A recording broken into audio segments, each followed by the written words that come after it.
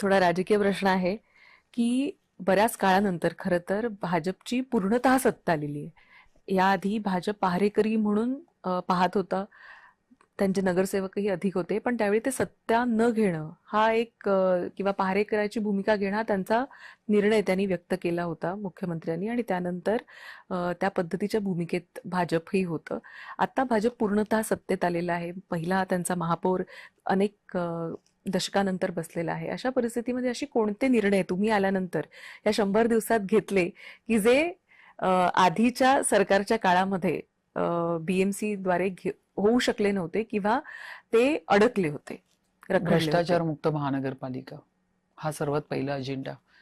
कारण मी स्वतः तुम्हाला मी सांगते माझंच, मी शिक्षण समिती अध्यक्ष असताना मुलांना एक तर मुलांचे पाम लहान असतात, पण त्यांना हट्ट होता एका राजकीय व्यक्तीचा की मला हे लॅपटॉप जे आहेत छोटे, मला आपण काय बोलतो त्याला, टॅब, ते त्यांना द्यायचेच आहेत.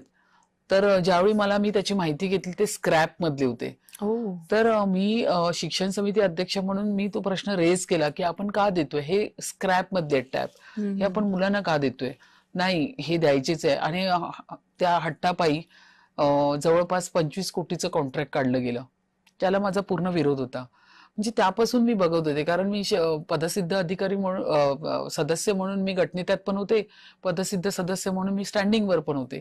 तर हे सर्व करत असताना मला असं वाटलं की होऊ नये, हा लोकांचा पैसा आहे आणि अशा पद्धतीने वायफळ.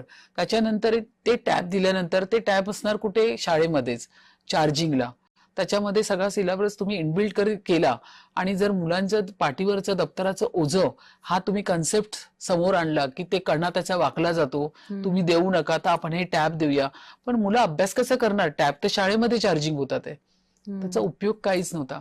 अशी बरेच कारणे आहेत, असे बरेच विषय आहेत. तर या ठिकाणी भ्रष्टाचार मुक्त मुंबई महानगरपालिका होणं फार गरजेचं आहे. म्हणूनच आम्ही इतके मोठे मोठे निर्णय घेऊन या ठिकाणी कमीत कमी 1000 कोटी यावेळी महानगरपालिकेचे आम्ही वाचवलेत. जेम पोर्टल असेल, इतर सगळ्या गोष्टी असेल, रिफ्लेक्टर पेंट असतील, ते आम्ही वाचवलेत. ते आम्ही सांगितले की तुम्ही मुंबईचे जे सीसी रोड आहे ज्यांना तुम्ही कॉन्ट्रॅक्ट दिले त्याच्यामध्येच तो आयटम असताना आपण वेगळा का काढतोय? पॉटोल्सचे पैसे वाचलेत. असे बरेच जे विषय आहेत ते आम्ही वाचवण्यामध्ये आम्हाला यश आलं.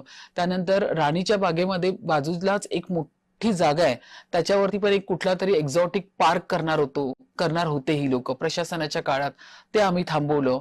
पीपीपी तत्वावरती 5 शाळा ही लोक सीबीएसई बोर्डाला कोणाला देणार होते, त्याचा काही लेखाजोगा नव्हता, तो आम्ही थांबवला. म्हणजे असे बरेच विषय काही प्रशासनाच्या काळात झाले, ते थांबवले. तर अशा पद्धतीने सुशासन आणि भ्रष्टाचार विरहित मुंबई महानगरपालिका, लोकांना अभिप्रेत असलेली मुंबई या ठिकाणी असली पाहिजे, हाच माझा मेन अजेंडा आहे.